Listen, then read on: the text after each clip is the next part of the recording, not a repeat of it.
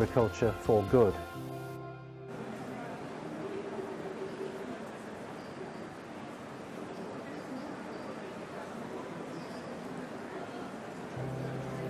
So The state of the world's agriculture affects you, me, and almost everyone else on the planet. We need to transform agriculture for good. Let me tell you why. Of the thousands of plants suitable for human consumption, only 4 major crops, maize, wheat, rice, and soybean, provide more than half of the world's food. We also use major food crops for fuel and animal feeds. Now think about our changing world. We are already experiencing climate change. The world population continues to grow. The planet is getting hotter. Will the major crops by themselves cope in hotter, drier conditions, withstand flooding, pests and diseases, and meet our increasing demand for food and energy? What are we doing to ensure a more sustainable world for future generations? We need a global action plan to transform agriculture for good. This must include neglected and underutilized crops that can diversify our food systems beyond just the world's major crops grown as monocultures. With a wider range of crops, agricultural diversification can contribute to improved incomes, food security and nutrition, provide cropping systems that are more resilient to climate change.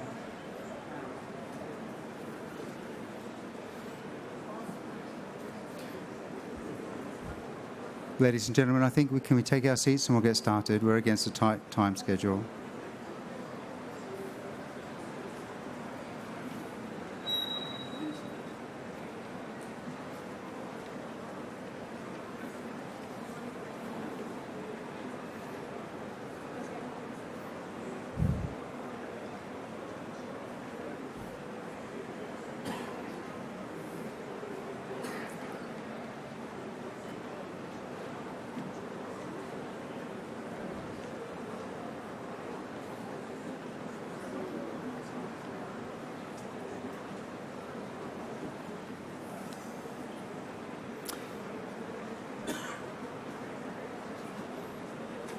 Thank you. May I welcome the Honourable Dato Sri Dr. Haji Wan Junaidi Tunku Jaafar, Minister of Natural Resources and Environment from Malaysia, His Excellency Dato Jamal Hassan, Malaysian Ambassador to Morocco, Professor Savas Alpay, Chief Economist of the Islamic Development Bank, His Excellency NG Hani Salem Sombo, Chief Executive Officer of the International Islamic Trade Finance Corporation, and Dr. Ismahani Elawafi, the Director General of International Centre Bio-Saline Agriculture. Distinguished guests, ladies and gentlemen.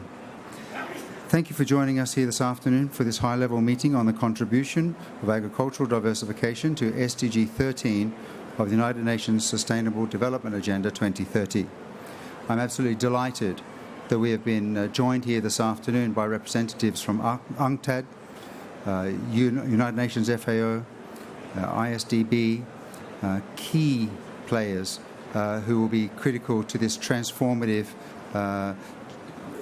initiative for global agricultural diversification. To welcome the delegates to the discussion, I'd like to invite His Excellency Engineer Hani Salem Sombo, CEO of his International Islamic Trade Finance Corporation, to the podium, please.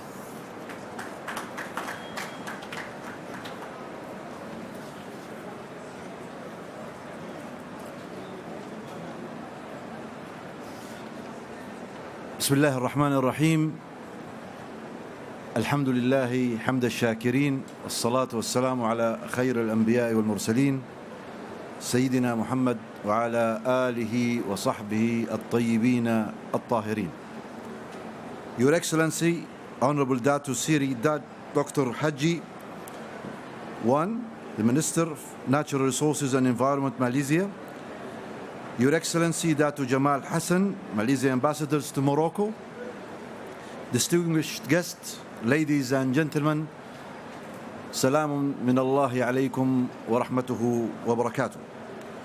On behalf of the Islamic Development Bank Group, I would like to express my sincere thanks and appreciations for ICBA, ERICA, and CFF for organizing this event with us. And I'm very honored today to be among all of the August gathering here to discuss a very important topic, climate change. Climate change, as you know, has and will remain a major threat to the economies of our member countries. It has potentials of undoing some of the achievements made over the years to improve productivity and lives of the ordinary citizens. Agriculture is the main source of employment and income for large populations in developing countries. It is important that we ring-fence that sector from the impact of climate change so that we strengthen food security. I'm glad to know the research plans and scientific breakthrough recorded at ICBA, ERICA, and CFF in this field. We need this breakthrough out to address the challenges of climate change. Strong innovations activities supported by R&D are also paramount to our collective efforts at finding lasting solutions to this very important problem facing the 21st century. At the Islamic Development Bank Group, we finance agricultural sector in member countries and also support research projects in the sector that can transform lives and allow them to attain the goals of 2030 Agenda for Sustainable Development. We look forward today to working closely with research institutes and centers of excellence to transform agricultural sector for a better, safe planet. On this note, once again, I thank His Excellency for joining us today. And I thank you all, and I wish you all the success in today's deliberations. Wassalamu alaikum wa rahmatullahi wa barakatuh.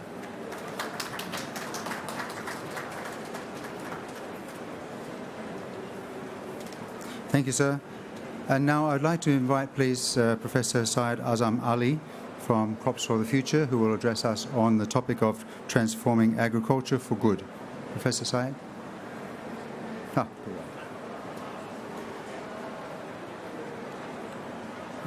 Thank you, and assalamu alaikum to all of you, and my deep appreciation to Dr. Sri and his delegation for leading and taking the initiative that I will be describing today from Malaysia, and my warm welcome to all other delegates and colleagues here. Let me just get, if I may, straight to the point, because this is the challenge of our time. This is the headline of this morning's Guardian newspaper. It couldn't be more topical, because the headline says 2016, we have almost finished this year, will be the hottest year on record. And that is the context in which everything we discuss today and beyond in this action plan has to be couched. I could say, later down in this headline item, President-elect Trump has been discussing how we may find a different mechanism than the one that has already been agreed in Paris last year. But let me take you back to the challenge. This is the speed of climate change. Whatever we say about 2016, that will not be the hottest year on record as we move forward. And if you see the speed of the change, this is really very dramatic, because we are effectively at 2030 now. And as we see the speed of change of global temperatures, we have to accept that the future is not what it used to be, and agriculture and human existence is actually under enormous challenge. Let me show you the statistics in predictions. Global statistics on the left illustrate the best we would achieve if the Paris Agreement is actually adhered to and our emissions and carbon emissions targets are met. This will be where we may finally settle on 2.5 to 3 degrees. The picture on the right is uncharted territory because we are nearer the temperature on the right-hand diagram in terms of future agriculture and human wealth, because 4.5 is the predicted latest prediction for the IPCC for temperature. What does that mean? Well, I say this, that everything that has been discussed in this meeting so far will actually say that we're going to have to live in a hotter world. It disproportionately impacts on Muslim countries. Every one of those countries in the Muslim world is in the most vulnerable region for climate change. There are no winners because we have no part of the Islamic world that is actually not going to be in a high-impact region for future climate temperatures. And here you can see the yield changes throughout the tropics where 80% of the world lives. So our very food systems in this part of the world, across the whole band of the tropics and of course across the whole band of the Muslim world, will be impacted by climate change because our yields of the major crops will decline. And yes, there may be some winners, but the winners will be outside our part of the world, and therefore consequences for us will be extreme. A few weeks ago I was in Africa, and this is the recent picture of maize yields in Africa, which demonstrates what we actually knew would be happening many years ago, that maize as a major crop cannot continue to sustain the large percentage of the world. And in fact, 7 out of 10 yields of maize this year have failed in Africa. The consequences of that stretch far beyond Africa, because those African farmers we met and talked to in the meetings we've attended have asked the question, what can we do when our maize crop fails, because we have neglected our alternative and underutilized crops that so far have been our survival to keep us fed and nourished.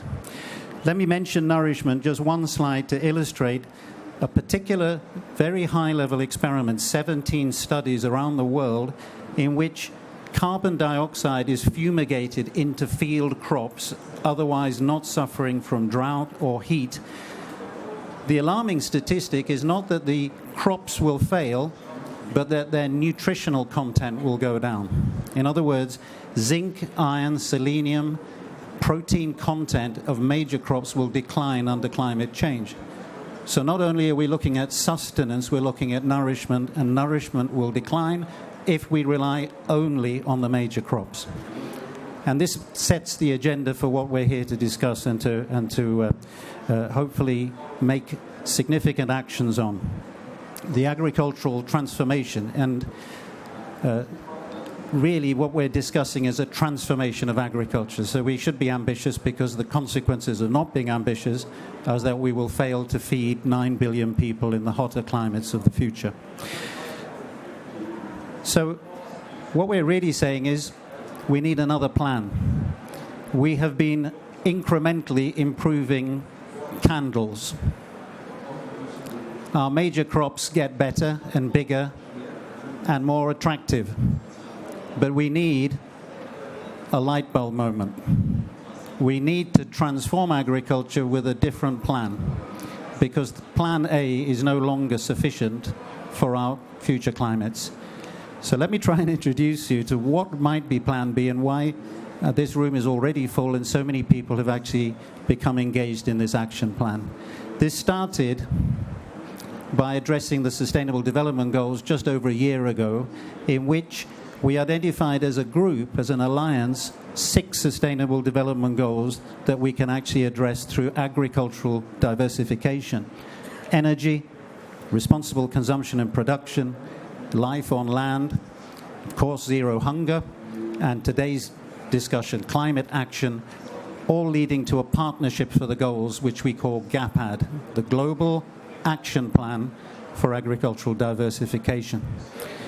This started by the 5th Prime Minister of Malaysia traveling to Paris for the COP21 meeting, in which he was the founding signatory of a declaration on agricultural diversification, that I was very proud that Malaysia took the lead in that, and that we had 48 leaders of international organizations who signed that pledge alongside Tun Abdullah Ahmad Badawi in Paris. What it calls for is an action plan, which is what we're discussing today. At the same meeting, our own minister made a very impassioned and very bold speech in which he also committed Malaysia, and we should remember these statistics, commitment to maintain at least 50% level of forest and tree cover in perpetuity through zero net deforestation and degradation, and enrichment of degraded lands to increase carbon sequestration and mitigate climate change impacts. In other words, for the first time, environmental policy is now lined up with climate and biodiversity conservation for agriculture. At the same meeting, we had the executive secretary of the Convention on Biological Diversity, and I could play you his speech, but the key points are there. He said that GAPAD is a very welcome and very timely initiative, and that the CBD, the Convention on Biological Diversity, will give its full support. And he then said the mainstreaming of biodiversity in the agricultural sector will be the main agenda item in the next COP in Cancun in Mexico this year. Since 1992, agriculture has not been part of the Convention on Biological Diversity. In 2016, it's the first agenda item. That is very significant. So we see in Paris last year these very important signatories to start the process for an action plan. What have we done since then? We had a very successful meeting hosted in Malaysia by various agencies, including the University of Nottingham, the government of Malaysia, and the government of the UK, to bring international experts to one place to discuss how we will address SDG 7, renewable, affordable and clean energy. And that, of course, through agricultural diversification, gives enormous opportunities. Last week, 25th and 26th of October, slightly longer than a week ago, we were in Nairobi for the SDG 2 meeting. This is the meeting to discuss zero hunger, food security and nutrition through agricultural diversification. This is the group of experts that came, some of whom are in this room. I bring you to your attention on the right, Dr. Rhoda Peace Tumasime, who is the African Union Commissioner for Agriculture and Rural Development, and she has pledged the support of the African Union to GAPAD and to the mechanism of agricultural diversification, because she has seen the consequences of over-reliance on a few crops to feed an increasing population. That support is very valuable. And of course, we come to climate action today, and this is what this discussion and roundtable panel discussion will be about. And we move forward to next year for the other three goals. Roundtable for SDG 15, life on land, and the roundtable for SDG 12, responsible consumption and production. And we very much hope that GAPAD will be launched internationally by the government of Malaysia, who started this process, to be able to say to the world, we're taking the lead in agricultural diversification as an action plan, not as an objective, but as actually a plan to deliver specific outcomes.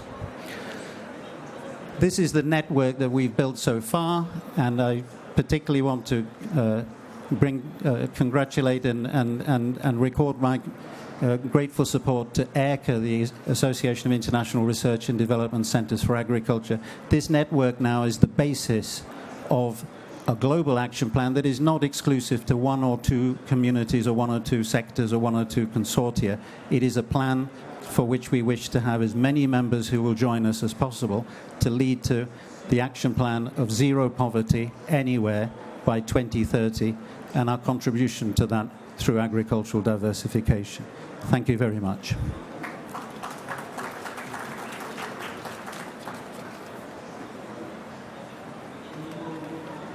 Thank you, Professor. A salient reminder that in the face of unprecedented changes to the climate and in the context of the perfect storm of global population rising from 7 to 9 billion by 2050, now is not a time for incrementalism. In that context, now I welcome to the podium our guest of honour, Datuk Sri Dr. Haji Wan Junaidi Tunku Jaafar, Minister of Natural Resources and Environment from Malaysia. Thank you, Datuk Sri.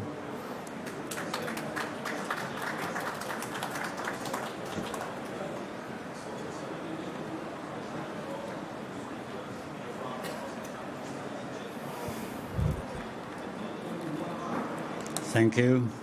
Bismillahirrahmanirrahim. Assalamualaikum warahmatullahi wabarakatuh.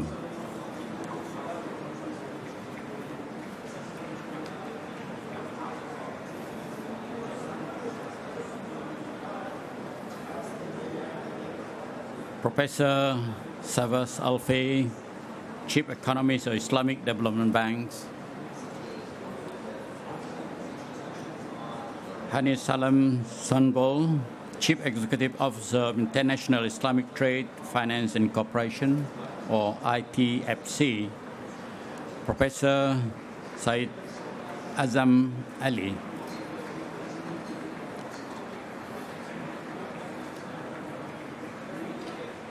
ladies and gentlemen, with much pleasure, I welcome you to the Global Action Plan for the Agriculture Diversification, high-level meeting for the Sustainable Development Goal 13 here in beautiful historic Marrakesh.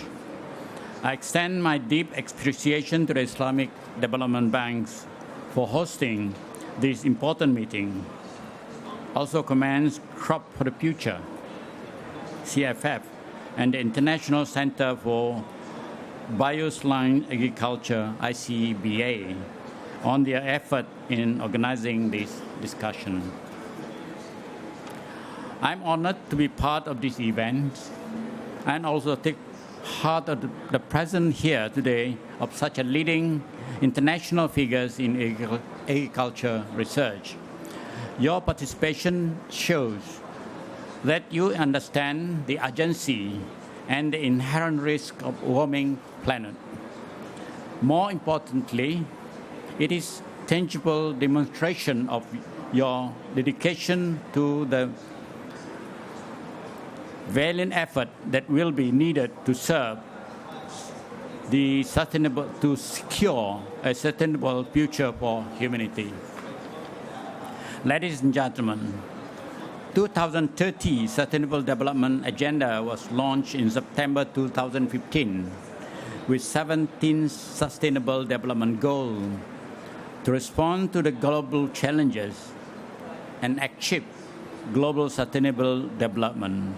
More than any other sector, agriculture is the common thread that links the 17 Sustainable Development Goals.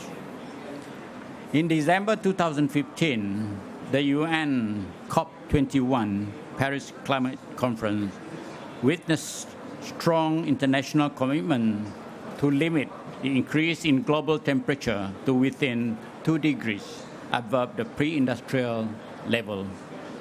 And now government leaders gathered here in Marrakesh for COP22, an historic meeting at which we will begin to map out how we will hold human reduce global warming.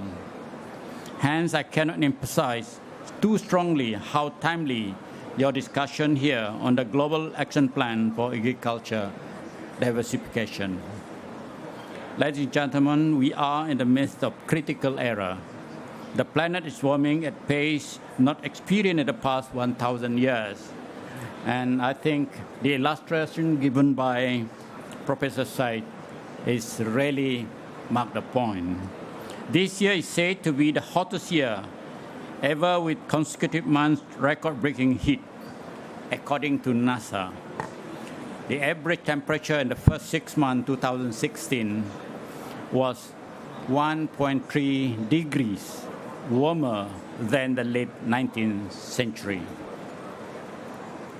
The concentration of carbon dioxide in the atmosphere has reached a record high relative to more than the past 500,000 years and has done so at an exceptional fast rate. It is clear that even if we are to hold the level of atmospheric carbon dioxide today's level, the planet will continue to be warming. We have no excuse for inaction or complacency, and we don't have much time as we thought we have. Climate change is here, and we are already experiencing its effect. Increase in global temperature will have potentially catastrophic consequences for agriculture, and yet we have little scientific evidence for which crop and cropping system will suit the volatile climate of the future. Ladies and gentlemen, the tasks at hand are too complex, too urgent, and too large for any one country to handle. Only by working together will we achieve sustainable development and our climate action goals. Meeting these challenges will require fresh and innovative thinking, excellent research, and effective leadership. It will require the development of a strong, proactive, global partnership to address the challenges that face the agriculture globally. I acknowledge and encourage by the determination and effort of CFF in spearheading the Global Action Plan for Agriculture Diversification of GAPAD,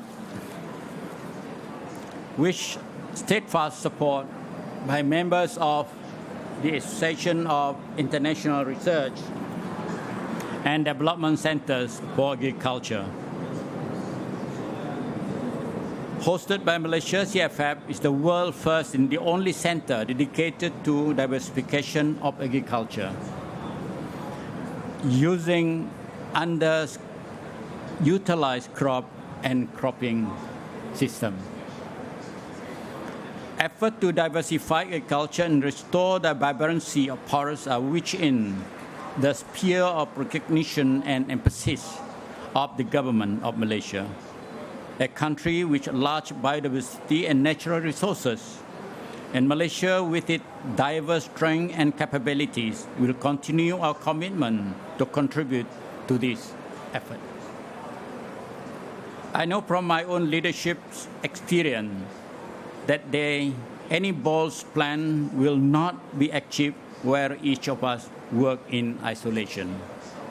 To be successful, GAPAD must be participatory, open, and inclusive. The combined leadership of broader international community with diverse resources, talent, and abilities is critical to support such a serious undertaking. I urge you to keep two goals firmly in focus.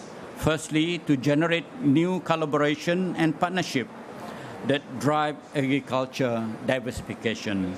And second is to identify innovative approaches and strategic initiatives for GAPAD to help achieve Sustainable Development Goal 13. I strongly believe that GAPAD can strengthen global effort in agriculture to meet the goal of the United Nations Sustainable Development Agenda 2013. I reaffirm that the government of Malaysia is committed to the noble goals to which GAPAD aspires. With that, with great pleasure, I officially declare this meeting open. Thank you very much.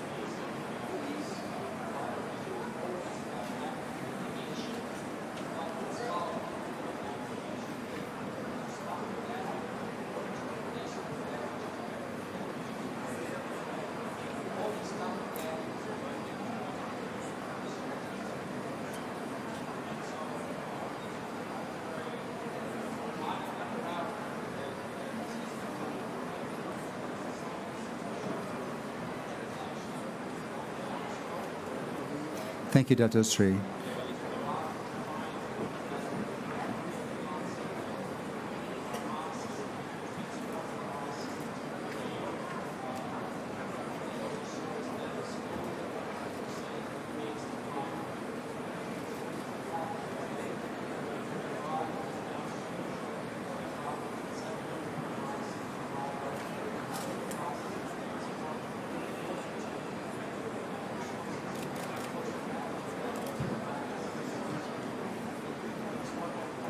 Ladies and gentlemen, with the departure of Dr. Sri Ranjanayake, can I ask, please, the panel discussion to get underway?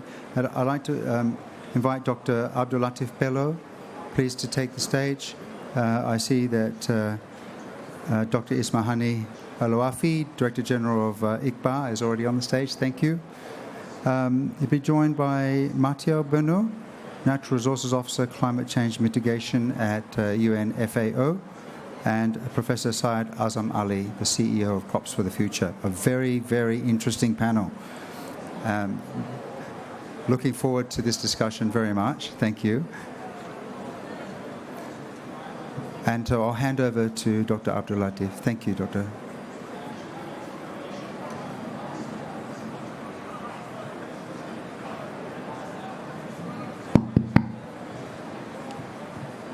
Ladies and gentlemen, let me welcome you to this special session. We have a panel of distinguished personalities.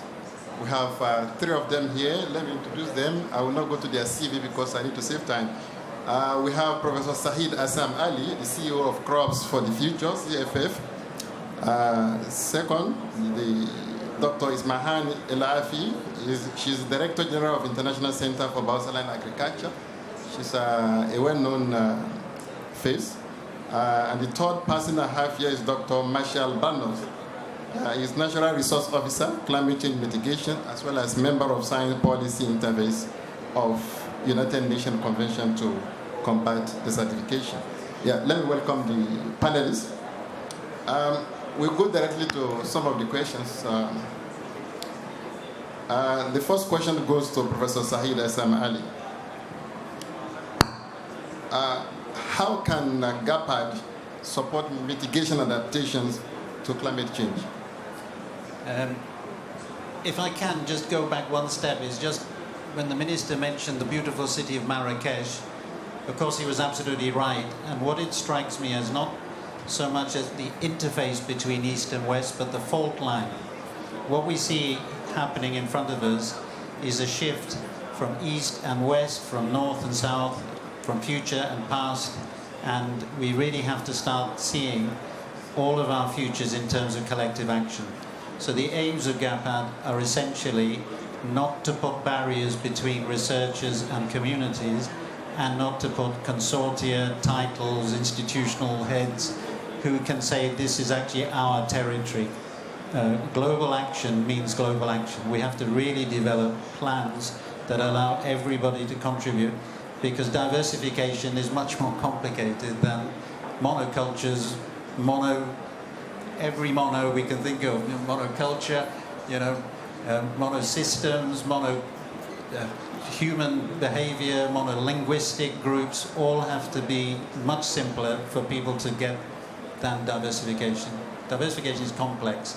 We're going to have to address it by giving answers that people actually see literally on the ground collectively. Dr. Ismahan, I know ICBA was pioneering in salination for quite a while, and now we see CFS and GAPAD coming up. Where do you see the interface between ICBA, CFF, and GAPAD? So I think the synergies between the GAPAD as initiative, between CFF, between ICBA and ERCA, it's numerous. What I want to focus on is what agrodiversity means to us, or what biodiversity means to us. If you recall, ICBA is about agriculture in marginal environments. So the more you go to marginal environments, the more the staple crops that my colleague Sayed was talking about wouldn't be productive. They haven't been productive there already, but with the climate change, they're going to be less productive. And that's really, when we talk about marginal environments, we cannot talk about the normal agriculture. We have to talk about innovative agriculture.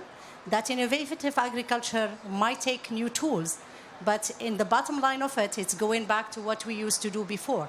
It's much more the agriculture of our ancestors, where we had no globalization, where we had different food, where we had different agriculture systems.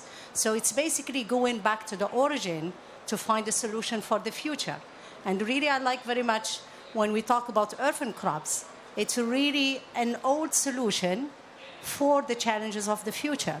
So for ICBA, diversity, it's extremely important because we want people to understand that, A, we have to invest in marginal environments because we have to feed the 9 billion by 2050. We can't do it only with arable land. So how are we going to do that? We can do that only if we get back to other crops that are more resilient to climate change, that can produce in those marginal environments. And that's really encompass the importance of biodiversity and looking for other species. Mostly they're going to be neglected and underutilized species for those marginal environments. Thank you, Dr. Isfahan. I'll move to Dr. Machel. A week ago, we noticed that a new report came. The title was New Economy Report, where they focus on the pillars of sustainable infrastructure. And those pillars are as follows: basic access to basic services, inclusive growth, and promotion of environmental sustainability. Now, if we have to mirror this sustainable infrastructure to sustainable agriculture, what will you define as the pillars of sustainable agriculture? Excellent question. So before answering, let me just remember to you that really for FAO, our main objective remains food security. So we are really concerned by food security and how we will be able to feed the world in the future. And we have an increasing demand, as I'm really supportive to what you have just said. The crop we have so far will not be enough to feed all the world. We are here in a COP, so there is basically a concern with climate change. And we can already see some impact of those climate change. This morning I was in a session which was discussing about El Nino. So this year El Nino was terrific with a lot of negative impact in a lot of countries all around the world, with countries really suffering and people. And my concern is that most of the people that are producing today food, alimentation, are suffering and they are even not able to eat at their need. So how to implement sustainable agriculture? So we need really to build systems that are resilient, able to adapt, and for this, one word, biodiversity. We need biodiversity of species, animal species, biodiversity of seeds, and we need really to look around us because there is plenty of knowledge and seed available. Also biodiversity or simply diversity of the techniques used. It's not only the plants, it's all the way you are growing those plants. And in a world that are, for instance, in the drylands area, where water is of major concern, we really need to create the link with, to look what we have in terms of solution with the farmers, that are farmers, elders, fishers also. So we need to find this really from the ground and implement new system able to be resilient. This is the most important. And we are here in Morocco, and Morocco is launching an initiative, the AAA initiative on adaptation. FAO will launch soon an initiative on water scarcity. And water scarcity is not just dry lands. Water scarcity is when you do not have the water when you need. You can be in a country with enough water as a whole, but at the moment you need for the plant is not available. So we need to address this. So adaptation, water scarcity, biodiversity of also of the soil, on the soil microbes in the, we have in the soil. Some antibiotics are that biodiversity in the soil. So we really need to have a look on that biodiversity. I will stop here for the moment, but in my next, I will answer more. Professor Said Assam Ali, the next question to you. How can CAPAD support, can you explain what are the key pillars in the action plan of GAPAD? We go back to the Sustainable Development Goals, 17 goals, 169 targets, and we look at those 6 goals. Of course, as was mentioned, agriculture could apply to all 17, but we have to really focus on the major ones.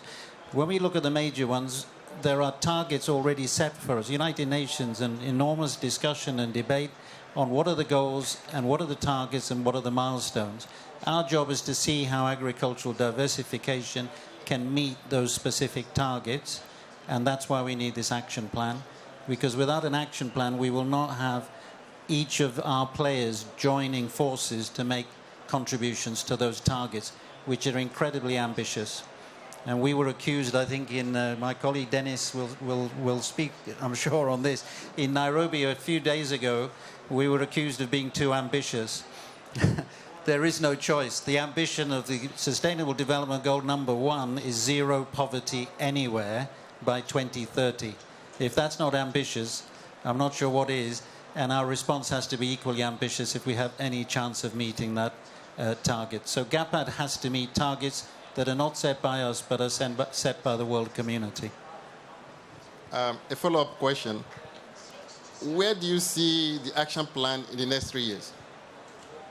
That is what we're discussing now. We're discussing a plan for a plan. In other words, we're bringing together expertise at each of these Sustainable Development Goals.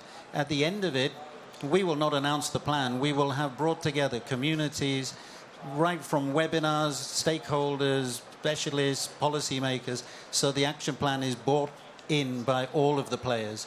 Otherwise, it'll be a top-down plan we'll announce, and we'll have no mechanism other than our own to deliver it. We do need to bring these partners together, and that's why the action plan we announce, we hope, next year in, I hope, Malaysia, but of course we have to confirm that, will lead to what are the elements of the plan that we need to sign up to. Dr. Ismahan, in the last few days we've been hearing resilience. How can we build resilience in the agricultural system? So resilience in agricultural system, it's a big question. So if you talk about resilience in agricultural system, you have to look at the whole value chain. So we are talking about farmers, we are talking about the whole value chain in the processing, in the market, and what have you. And resilience is different at different stage of the value chain. But if we now focus on the farmers, resilience in farming per se, when you talk about resilience, it means that me, if I am a farmer, I'm producing today maize, for example. I should be able to produce maize again next year, and 5 years, and 10 years. And then it comes the question, does maize is the best crop for me right now? I'm getting the bucks for it, or am I better off moving to something else? And if there is a climate change and they're going to have +2 degrees, or they're going to have +5 degrees, like in the worst scenarios, would I be able to produce it? So resilience at the farmer system, it's really about having sustainable revenues, sustainable productivity, and keeping the soil healthy, keeping the ecosystem healthy, so the productivity comes on every year.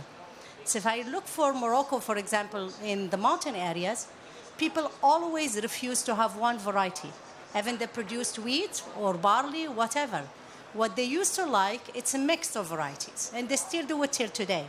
And if you ask them why, they say, because there are half of those seeds that will grow if I have rain, and which is wonderful.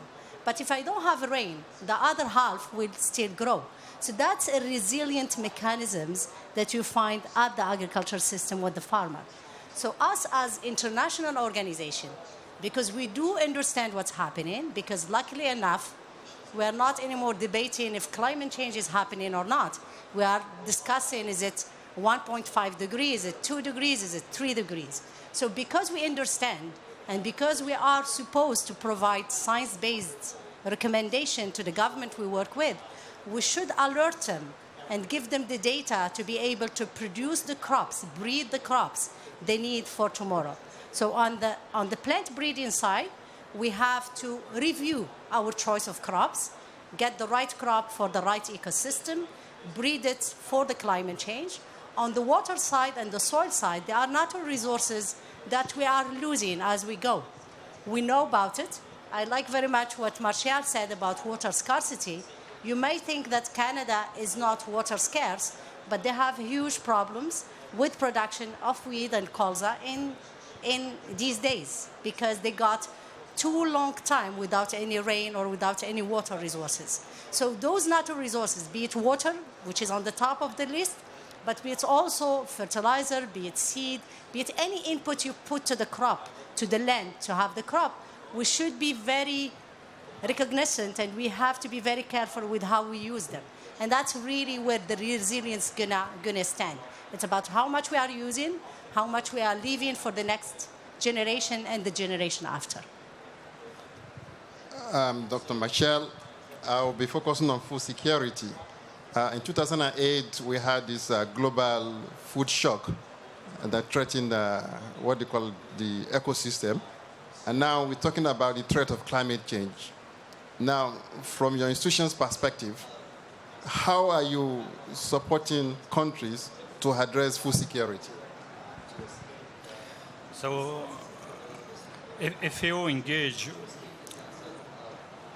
a strategy to address the climate change aspect. So, our first step perhaps was this year. We had a lot of steps in the past, but this year we really increased. I guess it was a major step.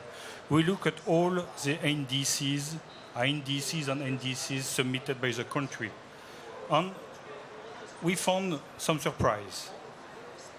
The first one, it was not really a surprise, that agriculture it is on the top agenda of most developing countries, more than 90%, when it is adaptation. But the surprise comes when we look for agriculture and mitigation, and it was also mentioned quite a lot. So that shows that there is a need to address both adaptation, mitigation, and food security in a single way. We need to find the best solution. This is a need expressed by the country. But if you look also, if you ask a farmer, you cannot say to him, look, Monday, it's mitigation. Tuesday, it's adaptation. Wednesday, biodiversity. On Friday, you will have some revenue for your family. No, we need to find a sole solution able to tackle all the needs for the farmers that are also expressed at the country level. So now all the momentum is here. We have really a political will. We have a needs also. Climate is already impacting agriculture and food security on all productive systems. And we need to give some good response for the farmer. But it's not simple, as you said. It's really difficult. But it is not because it is difficult that we should say no. We need really now to engage. And for this, we need what? We need platform of exchange. So source knowledge on exchanges, international platforms such as the platform you are presenting. GAGSA also is one of them. The Global Soil Partnership, it's another platform. So we have some global platform and we need to engage them with the actors. But even if we have platforms, it will be not enough.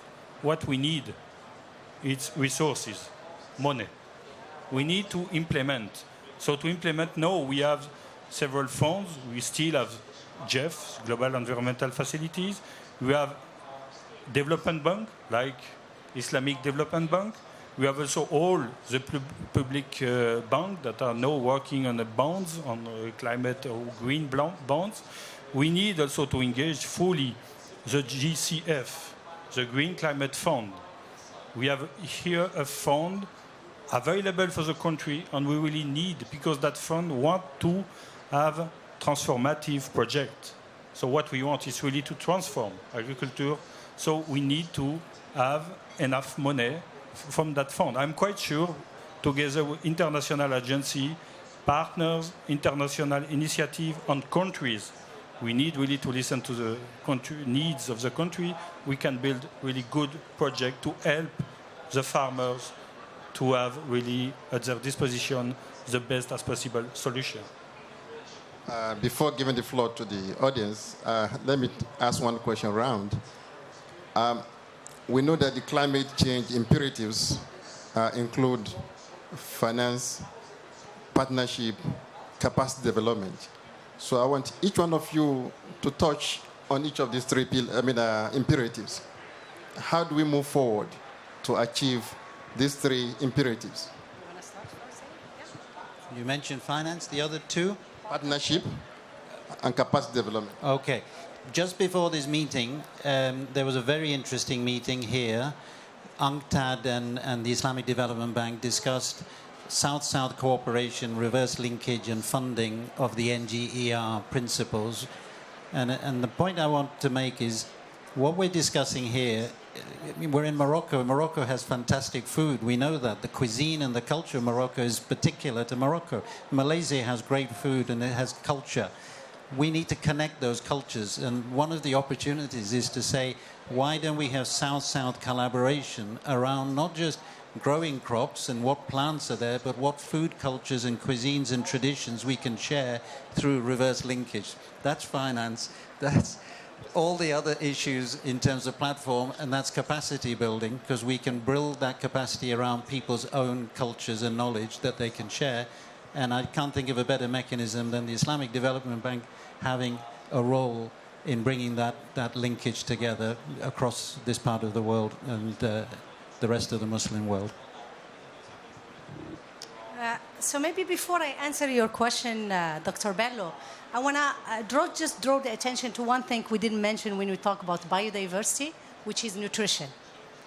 The one thing that we all know about neglected and underutilized species, they're very high in protein, they are very high in micronutrient. So a few years ago, the CGR system started talking about Harvest Plus, adding micronutrient in crops. And the reason behind is that most of the philanthropists have really, it goes to their heart, it's very close to their heart to stop the stunting of the kids, the mortality of the kids. So, and one of the reasons they find out, it's micronutrient. Many kids don't have enough iron, don't have enough magnesium, and enough zinc, and what have you. So what I want to really draw to attention, if we go to biodiversity, we are addressing malnutrition. We are providing to the people a very diverse meal or plate whereby they're going to have all their needs on micronutrients. And this is really very important as we talk about the Global Development Agenda and SDG 1 and SDG 2 specifically, zero hunger, zero poverty. We have to look at the nutritional components because we are at a stage where malnutrition is as bad as people that they don't have anything to eat. So we got people that don't have enough micronutrients. It's not they don't have enough quantity. It's much more the quality of the food. Going back to your question, Bello, sorry, I had to say it because I want to make sure that it's well covered.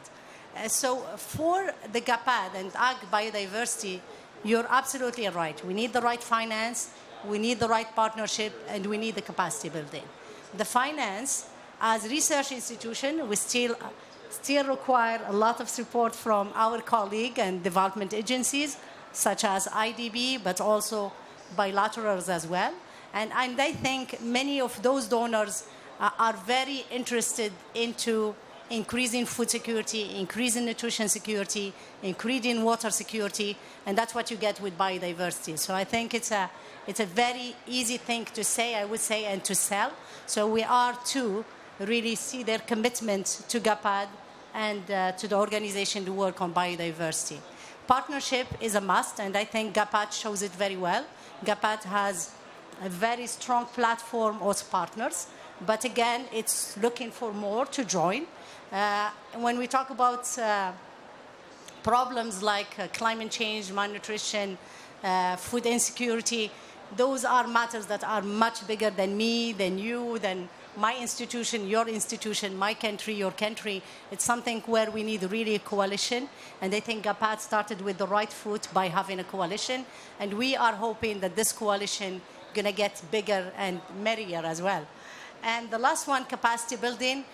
Capacity building is lacking behind in many of the countries where the problems are.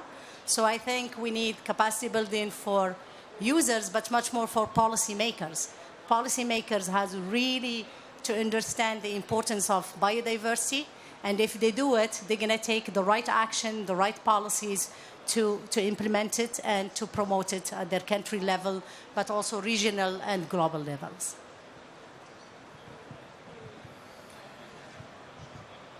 So I can spend 2 hours, but I will try to summarize briefly. Today we have a meeting. That meeting, it was an informal meeting, to use the diplomatic language. It was a group of friends meeting. So the group of friends meeting, it was FAO, UNEP, UNDP, WRI, World Research Institute, some donors like GIZ, but we had also Canada, European Union, we had also UNFCCC, IPCC, on what the main objective of that meeting was to discuss partnership to increase capacity building, to offer the right way for countries to access finance. So you have exactly your 3 words. We need to partner. It's impossible, no, only one agency to deliver to a country. If we want an holistic approach, we need to partner. Holistic approach, we need to have the mitigation community working with the adaptation community. There is no other solution. Finance, you have funds, but it's not because you have funds that you have easily access to that fund. So we need to work with the country to increase their capacity to access that fund. So this is really a capacity building that is really needed. There is plenty of project, but we need to shape the project in the best way that the fund will say, fine, that project, I'm really confident, and I will go on. So I try to summarize really briefly and not to spend too much time to give to the audience the opportunity to ask us some difficult questions. Now move to the floor. Anybody wants to ask questions? We have 3 panel members here, so you can mention their name. If you feel. We'll appreciate if you stand up to introduce yourself before asking questions. Okay, gentleman there. Thank you very much. My name is Dennis Rangi. I think mine is not going to be a question because I'm also a member of the IACA partnership. So I think I'll basically add to what my colleagues have been saying at the panel. As has already been said, we had a very good meeting in Nairobi, and we brought a number of actors together. I think the key to the success as we go forward is partnership. The IACA partnership, as we discovered in Nairobi, is a partnership that brings over 400 years of experience put together. And I think that is a partnership. That experience is going to expand as others join the partnership. Kabi alone has been in this arrangement doing these things for more than 100 years now, close to 110 years. So we've seen some of these changes. And one of the things that we've realized as an organization is partnership must go down to the grassroots. That's the most critical partnership that we must make work. So to that end, we have a global program called Plant Twice, which is basically building the capacity of farmers.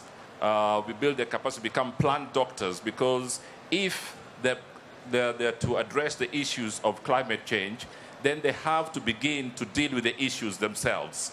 We've got to build capacity of institutions, but more critically, we have to build capacity of the recipients of those issues that we are discussing. So to that end, we have that global program that is helping to build capacity of the farmers to become plant doctors, to help them adapt to the issues of climate change. We also have a global program that looks like at the management of invasives.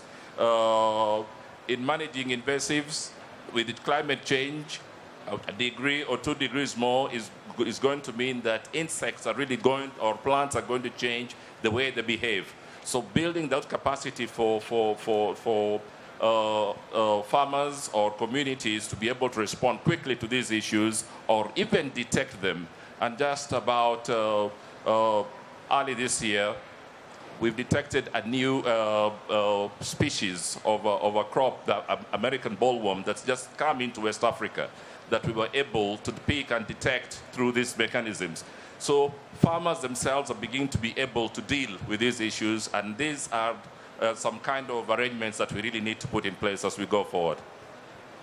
Thank you for your contribution. Anybody else want to take the floor?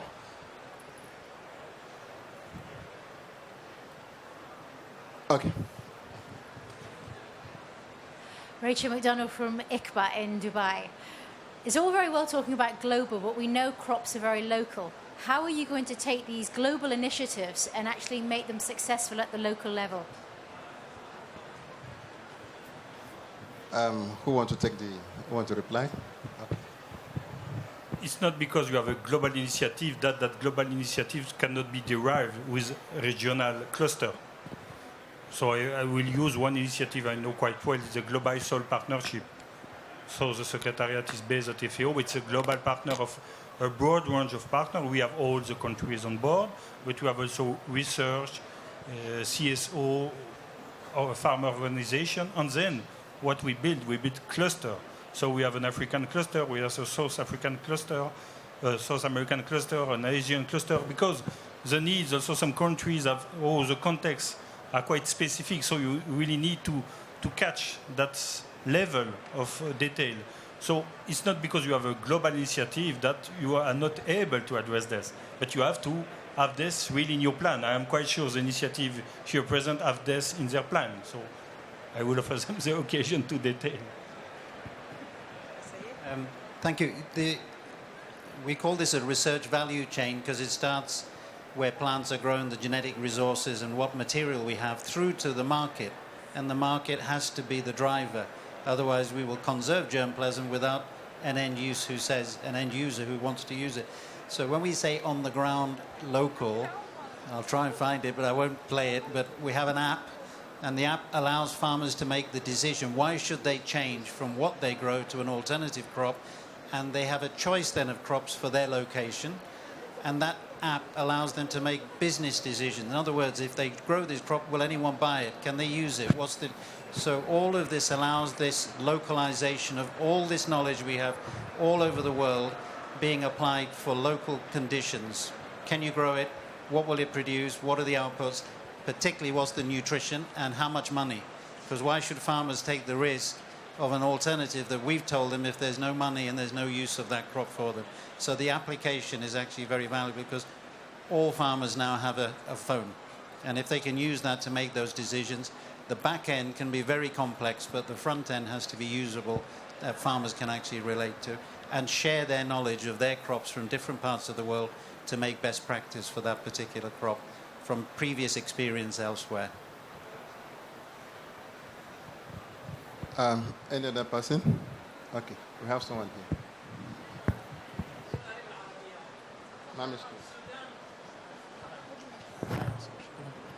السلام عليكم.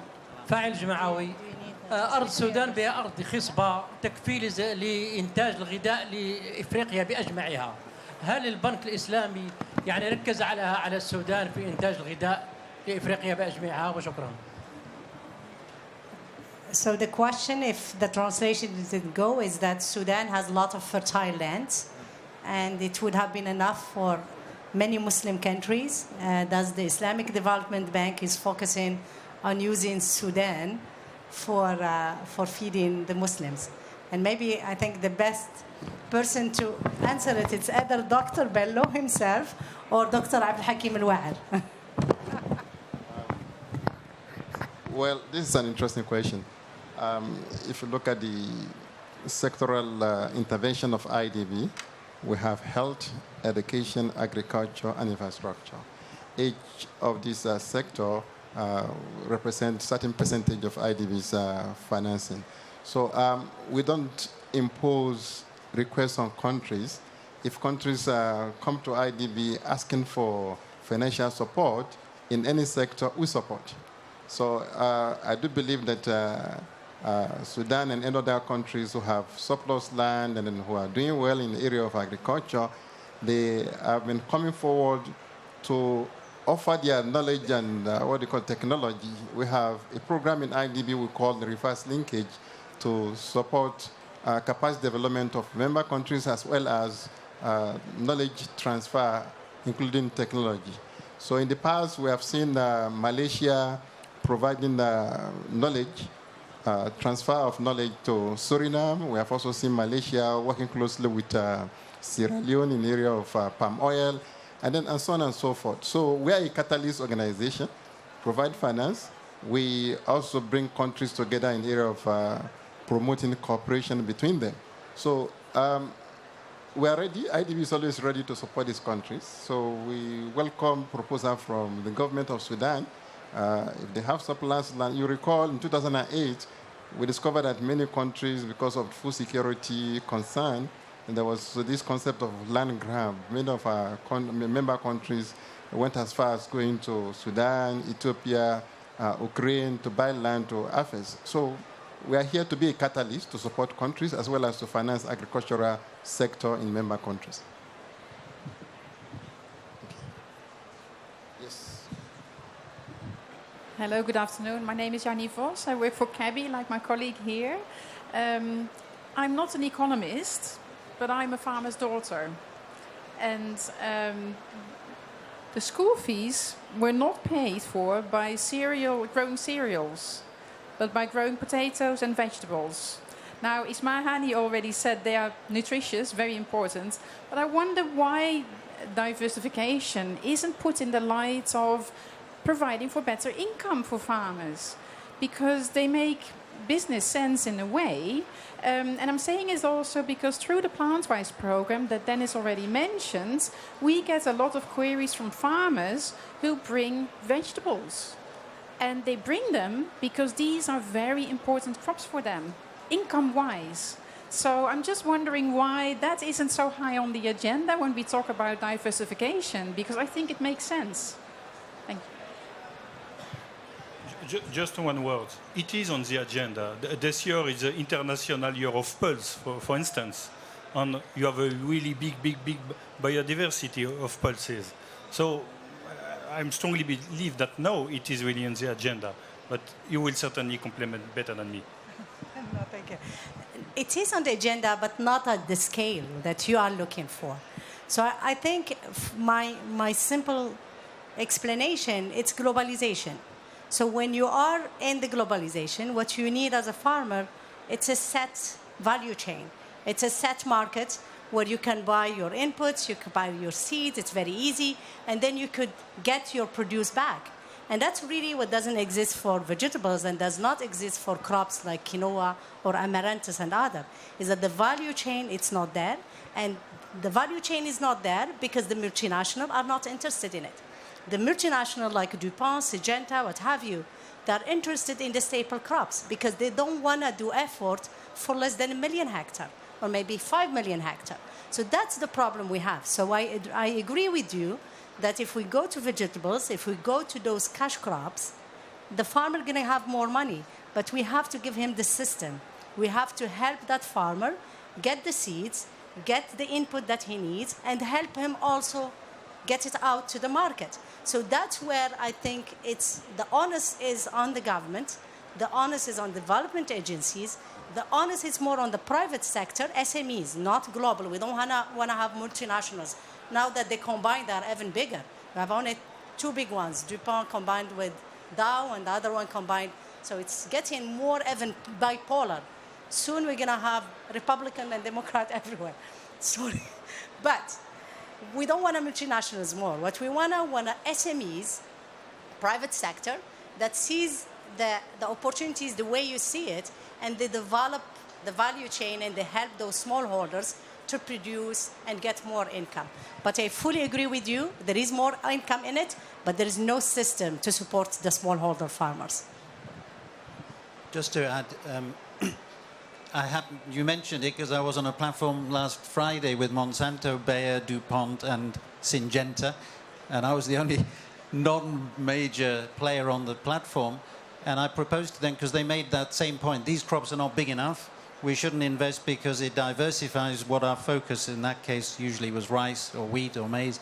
And what I proposed to them is a pre-commercialization fund that they invest but don't control, that we actually look at diversification and use, if they have platforms, technologies, etc., that's applicable, let's have that. But let them not make particular ownership over crops that they them currently say are of no interest, they're just not big enough. I just want to connect that with, when we say nutrition, we make claims, and without evidence, vegetables are good for you is a generic statement. If we don't have an evidence base, these crops will always be left with, they're good for you, or eat your vegetables, or they're healthy. Micronutrient deficiency is the big issue. Hidden hunger is the big issue. If we don't know what's in these plants, and when you cook them, what stays in them, and what you process into nutritious and marketable products, we're simply promoting them. We have to have the evidence base. That's why we need the investment for evidence. Just to touch on, because Abdul Hakimian, the point was made earlier on about green products, NGER, and what we might see with UNCTAD and Islamic Development Bank investment in green, the evidence base still has to be, so who said it was green and was it useful? Because when we gave the evidence, people trust evidence from an independent source than a company or a processor trying to sell their products. That evidence base is critical if we're to make these crops actually become part of the global food system. Maybe better if I want to just add one thing. As we talk about those examples, there are countries that actually tried it and it worked very well. And one of them is India, for example. India 15 years ago had no seed system, but you got a lot of SMEs that start producing vegetables that are looking in some neglected and underutilized species, and you got farmers that follow. So if, from our experience in Africa, in ICBA, one of the major bottleneck is seeds. People would like onion, there isn't seeds of onion, so that's where you need really private-public institution to start and develop the crops or multiply the crops that the farmers need, and then the value chain will follow. So there are examples from the South, and that's where South-South will be very important. So how could we take the Indian example of seed and how they develop the seed sector beyond the multinationals, and do it as well in Africa? In absence of any other person requesting to take the floor, I will give 1 minute each to the panelists, and I will pose one question that will serve as the concluding remarks. If you look at the era we are today, we have seen very slow growth across the world as well as in many countries. We've also seen persistent unemployment among the youth, instability, fragility, and so on and so forth. We note that many countries are undertaking social reform as well as economic diversification. For each of these panel members, where does agricultural diversification fit into all this equation? Well, I speak for crops for the future and then agricultural diversification. If we're going to have crops for the future, they have to be for climates of the future, and they have to be for communities of the future. I know we have 2 students here from the University of Nottingham, and the point we have to make is they need to be the farmers of tomorrow, because farmers are an aging population, and if we're to look at a change, then the next generation has to see diversification as something they own rather than something their grandmothers and grandfathers own. Diversification actually has to be why we say crops for the future. It's very much looking at something that's not a negative but a positive, but the next generation have to take this up because they're going to have to live in that 3-degree hotter world, and diversification is there is no planet B. We have to work on planet A with a plan that we can actually see is actually one for the future.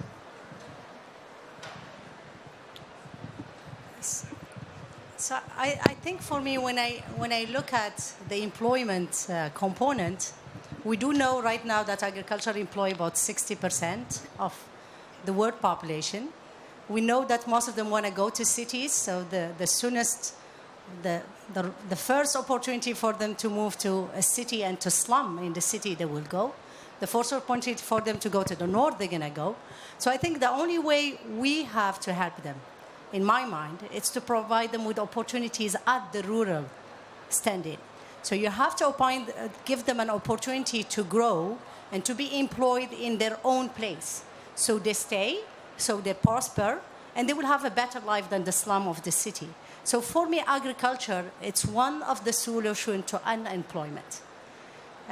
We don't want to really, if we talk about Africa, and we are talking about awakening Africa, adaptation of agriculture in Africa, if we talk about Africa, Africa is one of the continents with the youngest population. This young population has to work. They have to start their own families. They have to have income. So do we want to do the same model as the Western world, whereby we are moving to big scheme agriculture and those youth have to move to other things? Or do you want to provide a different model, whereby you're going to give them an opportunity to work, you're going to give them an opportunity not only to do production, and that's really the crucial point. We don't want them only to produce and then send it to the city to be processed. What if we move the whole model, the whole value chain, a little bit more to the rural area, whereby in the rural area you got processings. You get to do the processing either with communities of women or with young, or even the high tech as well. So you could have different models, but you do them at the rural area. And after that, the market is becoming international. Anyhow, the people where my grandfather used to sell his wheat in Yusufia in Morocco, it's not the same. He goes from market to market to market. Anyhow, they are very willing to move to the market. What we need to do is bring the upstream value chain in production and processing to the rural areas, whereby we're going to keep them, we're going to give them opportunity to work and make money, and we're going to make rural area more prosperous. And from there, you could imagine, it could become an ecotourism, it could be a place where people are going to have to resource and really get the energy of the nature and what have you. So I think for me, it's transformational agriculture system that we need. It's a different way to think about it. And with this, everything is different. So we don't put light only in the cities, we put maybe a renewable energy around the village. So I think we have really to review the model, especially with the latest problem we had with young people, whereby we educate them and then they have nothing to do, and then they go around. So we have to look at it, and I think agriculture could be part of the solution. Also, we have to bring in a little bit of technology.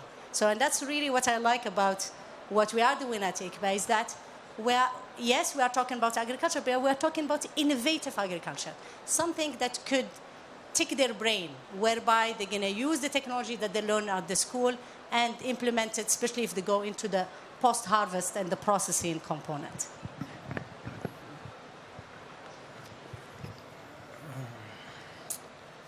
I agree with you.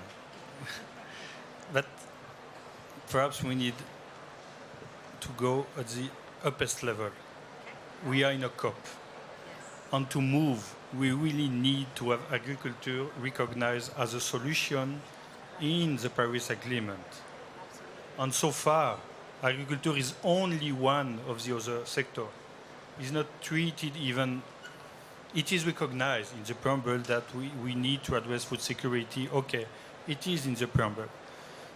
Past week, there was a discussion under the SUBSTA. SUBSTA is the scientific body on technical advice of the convention. There was an agenda on agriculture. The conclusions, they work a lot with contact group with different views of the parties. It's normal. Parties have different views. But at the end, what we have? For the moment, we have a draft decision that will be discussed put forward in the plenary, and that decision is to have further discussion at next SUBSTA. So we really need to stop that kind of decision, just saying, yeah, let's wait, let's put this next time, we'll discuss other things, but agriculture later. No, we really need to have agriculture being in the heart of the Paris agenda and of the negotiation. And then, after, we will all address but we need that level, that after we will have the policy level on national policies and so on. But without that highest level, it will be difficult. So we really, for this, we need advocacy and so on. We thank our panel members for sharing their thoughts and ideas on GAPAD and the way forward. So on this note, we come to the end of the session. A good round of applause for our panel. Thank you, Dr. Abdul Latif. This was a very interesting panel discussion. We had Dr. Syed pointed out to us that we've arrived at a watershed. The planet we see outside today will not be the planet that we have in the future. And this was backed up by Dr. Ismahani, who pointed out that it's no longer a question of whether there is climate change, but a question of degree. She notes that ICBA looks at marginal environments, and of course the reality is with climate change, these many environments that today are not marginal will become marginal, and underutilised crops will be part of the answer for that. But Martial also pointed out that underutilised crops alone will not be enough to feed the world. It's an obvious statement. And what we do need to do is to look at biodiversity as a whole in landscapes. This is a very important point. I would then highlight a question that was from the floor. I thought was an excellent one. In recent weeks, we have seen President-elect Trump produce a result that nobody in the elite foresaw happening. He was against the media, he was against intelligentsia, he was against the political majority, even the artistic sector. Everything said this guy was not going to win, but he won. Brexit happened, but all of the intelligentsia said this is not a good idea. They all said this. London did not vote for Brexit, but it happened. So I put it to you that we need to be very careful. We discuss these things amongst elite organizations. We have academia, governments, NGOs, IGOs, banks, consultants. We have a system. And it has shared values: sustainability, biodiversity, food security. But the question was, at the end of the day, farmers are driven by income and their families' food security. And the challenge then is to make sure that we don't convince ourselves that we are succeeding and we're doing very well because we all agree with each other. While down there, they're actually not changing. And I think this is very important. And Professor Syed very importantly pointed out that critical to this will be evidence. We must produce evidence. We must have demonstration so that these people are not being asked to change. They will still pursue income. They will still pursue their family's best interest, but they will do so in a way that is consistent with all of what we know is best for them in the long term. So I think that was an excellent discussion, and I thank you very much for that. And thank you all for participating. It's been an excellent session this afternoon. Thank you.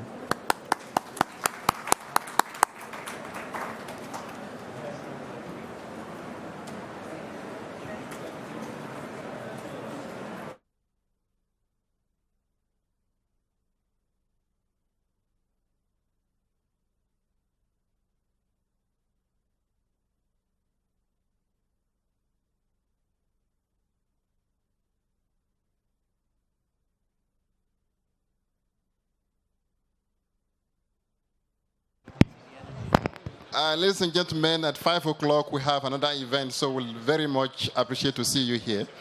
Thank you very much. Please make it a point of duty to come and join us again. We appreciate your presence.